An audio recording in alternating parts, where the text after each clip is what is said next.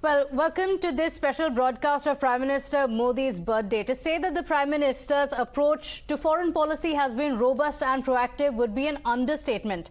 Underlying this concentrated approach is the endeavour to have the world take stock of both India's hard and soft power. In fact, Prime Minister Modi has travelled to more than 60 countries since 2014 in over 110 visits and invested greatly in deepening ties across the world. However, there have been challenges, including the Chinese expansionism and aggression, and having to walk a tightrope over Russia's invasion of Ukraine. On his 72nd birthday, we look at what's been distinctive about India's foreign policy under Prime Minister Narendra Modi.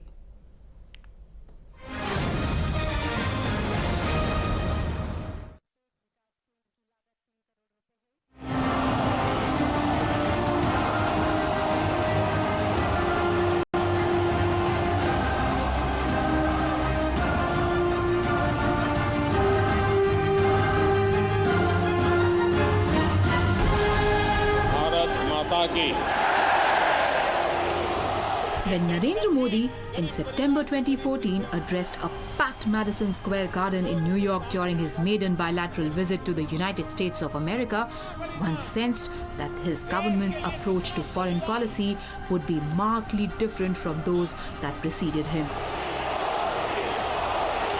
It was an extravaganza and an interaction that once used to take place either behind closed doors or lacked the element of spectacle, became a routine fixture for each of Modi's visits to countries with a strong Indian diaspora.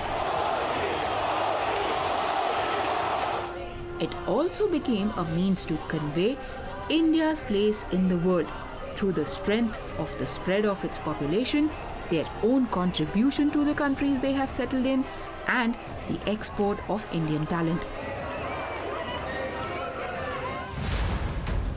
That same year, in 2014, Modi made his first address at the United Nations General Assembly, speaking beyond any narrow bilateral considerations, delivering a global message about fighting poverty, radicalism, and the need for cooperation in the field of energy and health. Bharat का चिरंतन विवेक समस्त विश्व को एक कुटुंब के रूप में देखता है। और मैं जब ये बात कहता हूं तब मैं साफ करता हूं कि हर देश की अपनी एक फिलॉसफी होती है। मैं आइडियोलॉजी के संबंध में नहीं कह रहा हूं। और देश उस फिलॉसफी के प्रेरणा से आगे बढ़ता है। Modi's approach has also been one of many firsts. The importance he attached to deepening ties with countries in India's neighborhood was affirmed when he chose Bhutan for his first bilateral visit as the Prime Minister. He followed this with a visit to Nepal, again in 2014, the first visit to that country by an Indian Prime Minister in 17 years.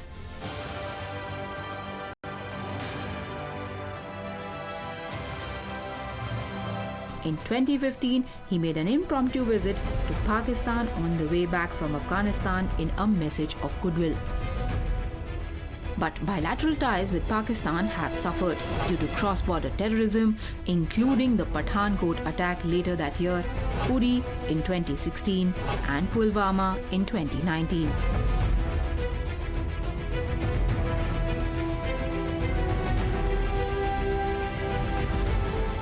The broad-based approach to diplomacy was also evident when India hosted the inaugural Indo-African Summit in 2015.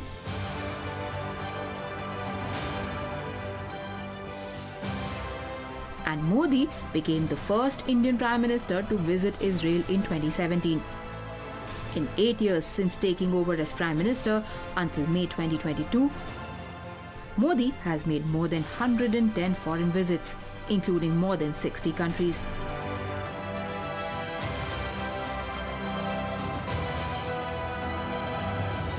His distinct hallmark has been to overcome the hesitation of history, where India always wanted to be the good boys of foreign policy.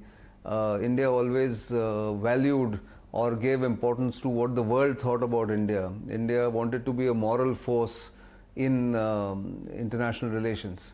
He has brought in hard-headedness to foreign policy and is not hesitant to take hard decisions. So for instance, no Indian Prime Minister dared go to Israel because everyone was told that you will hurt the sentiments of the Muslims back home. I think the most important is a renewed sense of India's leadership. Earlier on, also, we've had prime ministers who've been active on the international stage. But in the case of Modi, he has really deepened the imprint of India's stature, its prospects on the minds of the international community. And so that the international community is looking at India with new eyes. But India has had some serious challenges. Modi has invested a lot of time and effort in seeking to deepen ties with China, but both the Doklam standoff in 2017 and the Galwan conflict in 2020 have cast a dark shadow over the ties. We are not doing any offense. We are just... How is India seeking to address the issue of Chinese expansionism?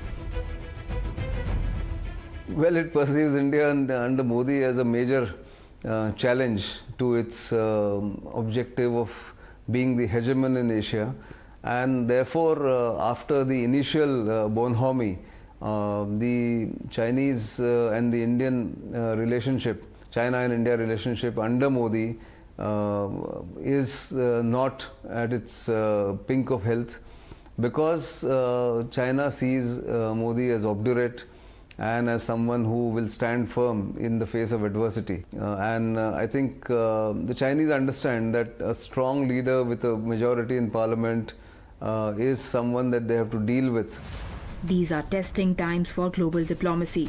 Modi's tenure has also coincided with America's withdrawal from Afghanistan and the takeover of the country by the Taliban. A belligerent Russia under Vladimir Putin has invaded Ukraine. India has had to strike a balance, weighing its own priorities and requirements, including energy security, with the larger considerations of sovereignty of countries and the limits of external interference. At the same time, we are also conveying to the Americans that your enemies cannot be our enemies. You may have reason to treat Russia as an enemy, but Russia has always been a friend. So why should we treat Russia as an enemy? Our interests are different. So far as oil trade with Russia is concerned, we are hugely deficient in oil. 86% of our oil is imported. And if we can get cheaper oil, it is absolutely necessary for our economy. I answered that question, that it's putting national interest above principles. The principles, the old style was that we have to be on the side of the victim or the defender, in this case Ukraine. But Modi chose, or the Modi government chose to remain neutral and refused to condemn Russia when its allies like, or its friends like US and the Western world wanted India to condemn Russia. So that is his approach, that is his administration's approach. That foreign policy under Prime Minister Narendra Modi has been proactive is quite evident, and this includes the growth in significance of strategic partnerships like the Quad. Moreover, there has been a strong humanitarian element to India's diplomacy, be it the Vaccine Maitri initiative and the export of more than 20 crore doses of COVID-19 vaccine to 101 countries, or helping Sri Lanka in its hour of crisis that was an outcome of prolonged financial misgovernance by the Rajapaksas. India has rushed to its neighbours' help with a more than generous aid package. Modi's vision for India and its place in the world is that of a country that will contribute and set an example for its view of the Global Committee of Nations as one community, but also one that will not compromise on the principles it holds dear.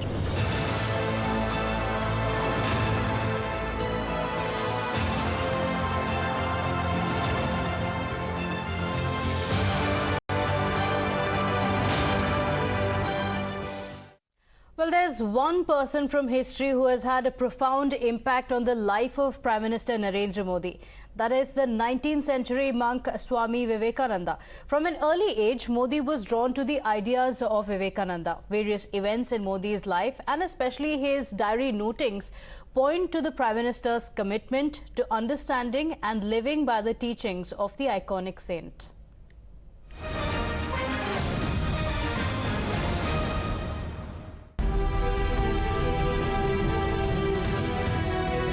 The thought of Swami Vivekananda are eternal.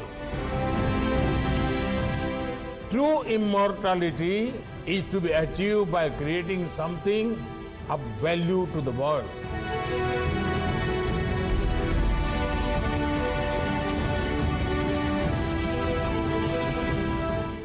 Reverence for Swami Vivekananda has been an article of faith for Narendra Modi all through his life.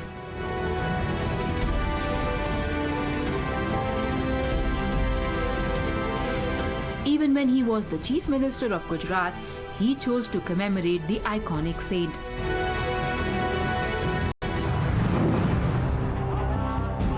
In 2012, he organized a month-long Vivekanand Yuva Vikas Yatra across the state.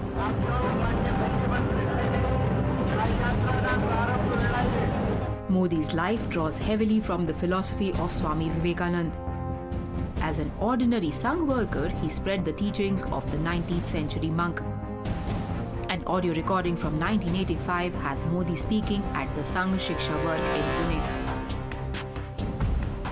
Vivekananda लोगों ने समय द्वैत की चर्चा करी। हिंदुस्तान નો અદ્વૈતનો સિદ્ધાંત લોકોને માટે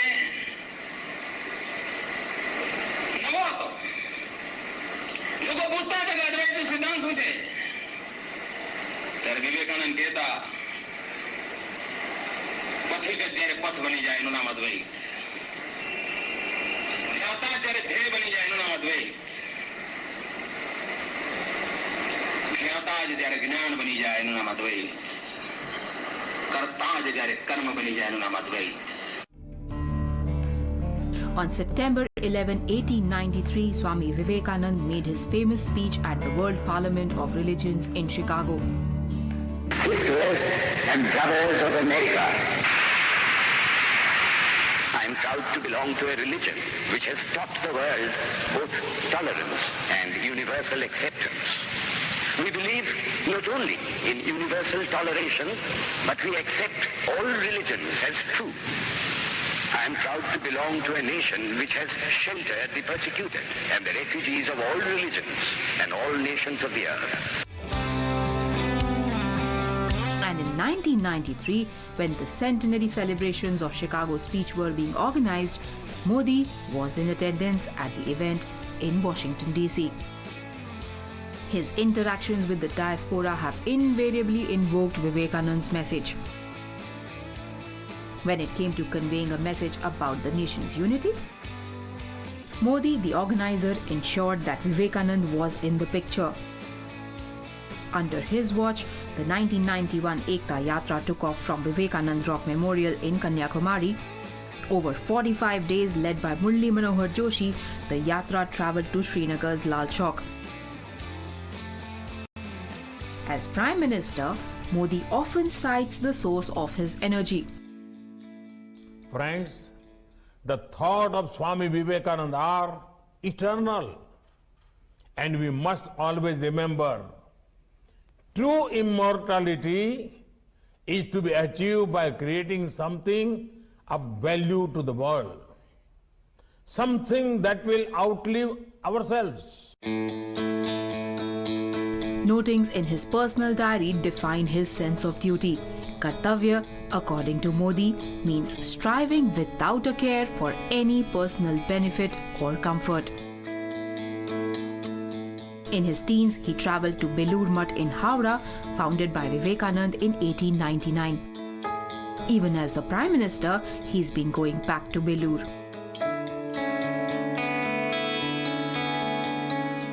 The monks of the Ramakrishna Mission say it with great pride. Prime Minister Narendra Modi, when he was just Narendra Modi, a young 17, 16, 17, 18 years old, had actually gone to join the order of Ramakrishna and Vivekananda as a monk. He went to an order that was created by Swami Vivekananda, and he came away from there having actually received a direction for his life into how to put to practical shape Swamiji's message for the country as a whole. His counterparts on the world stage understand what he values. No wonder Barack Obama gifted a rare book about Swami Vivekananda's 1893 Chicago speech. The sense of service advocated by Swami Vivekananda has become Prime Minister Narendra Modi's defining principle. Swami Vivekananda always believed that you can truly serve the divine, you can truly serve God if you can make the lives of ordinary people better. Narendra Modi, as Prime Minister and before that as Chief Minister of Gujarat, his entire mission has always been to make the lives of the common people better. I think this is a great connection. In Swami Vivekananda's vision, India may have found its modernizer. Bureau Report, Times Now.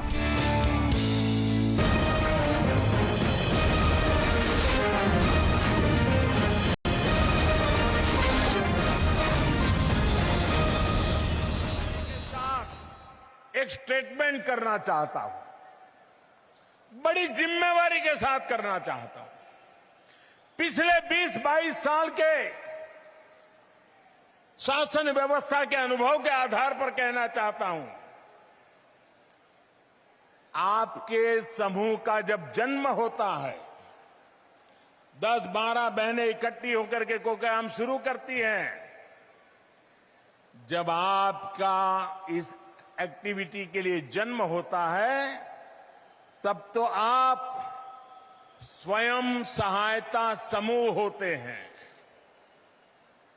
जब आपके कार्य की शुरुआत होती है, एक एक डग रख करके काम शुरू करते हैं, कुछ पैसे इधर से कुछ पैसे इधर से इकट्ठा करके कोशिश करते हैं, तब तक तो आप स्वयं सहायता समूह है। लेकिन मैं देखता हूं आपके पुरुषार्थ के कारण, आपके संकल्प के कारण, देखते ही देखते ये स्वयं सहायता समूह राष्ट्र सहायता समूह बन जाते हैं। और इसलिए कल आप स्वयं सहायता समूह होंगे, लेकिन आज आप राष्ट्र सहायता समूह बन चुके हैं, राष्ट्र की सहायता कर रहे हैं। महिला स्वयं सहायता समूह की यही ताकत आजादी के अमृत काल में विकसित भारत, आत्मनिर्भर भारत के निर्माण में बहुत अहम भूमिका, बहुत महत्वपूर्ण भूमिका निभाने के लिए आज प्रतिबद्ध है, कटिबद्ध है।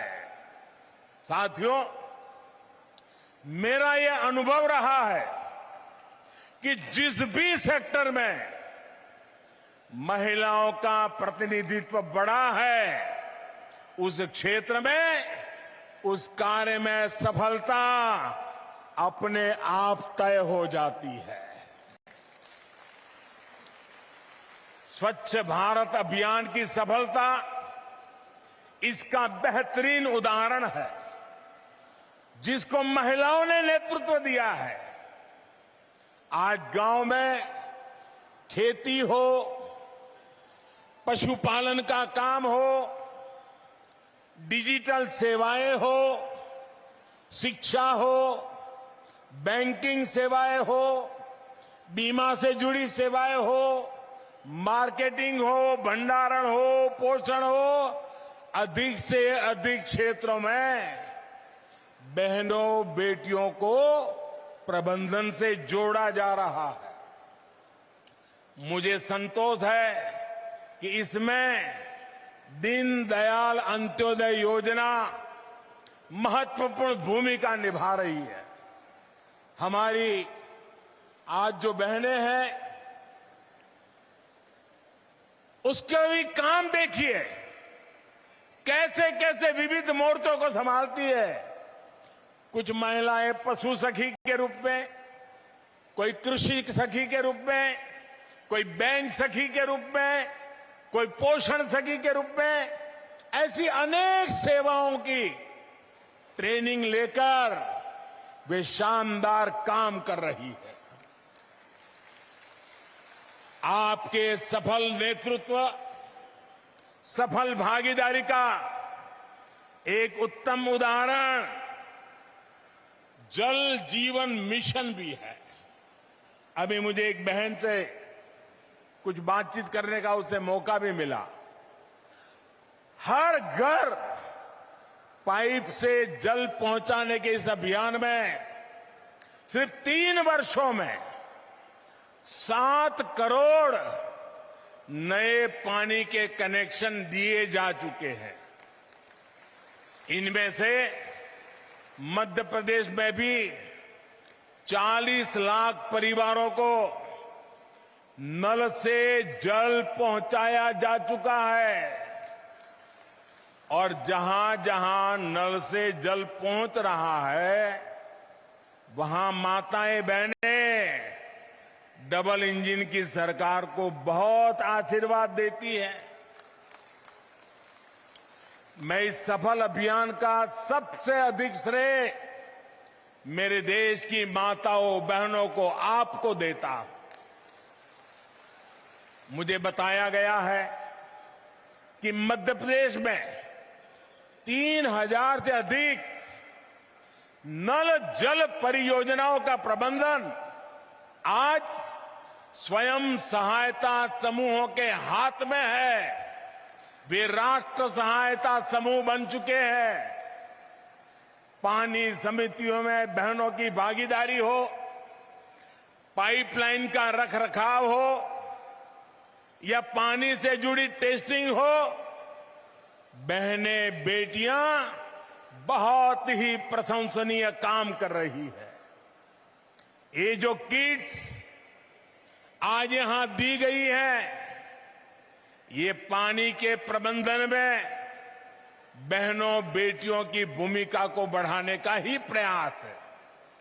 साथियों, पिछले 8 वर्षों में स्वयं सहायता समूहों को सशक्त बनाने हमने हर प्रकार से मदद की है। आज पूरे देश में 8 करोड़ से अधिक बहनें, 8 करोड़ से भी अधिक बहनें इस अभियान से जुड़ चुकी है। मतलब एक प्रकार से 8 करोड़ परिवार इस काम में जुड़े हुए हैं। हमारा लक्ष्य है कि हर ग्रामीण परिवार से कम एक महिला, एक बहन हो, बेटी हो, मां हो, इस अभियान से जुड़े। यहां मध्य प्रदेश की भी 40 लाख से अधिक बहनें स्वयं सहायता समूहों से जुड़ी हैं। राष्ट्रीय आजीविका मिशन के तहत 2014 से पहले के 5 वर्षों में जितनी मदद दी गई, बीते 7 साल में उसमें लगभग 13 गुना बढ़ोतरी हुई है।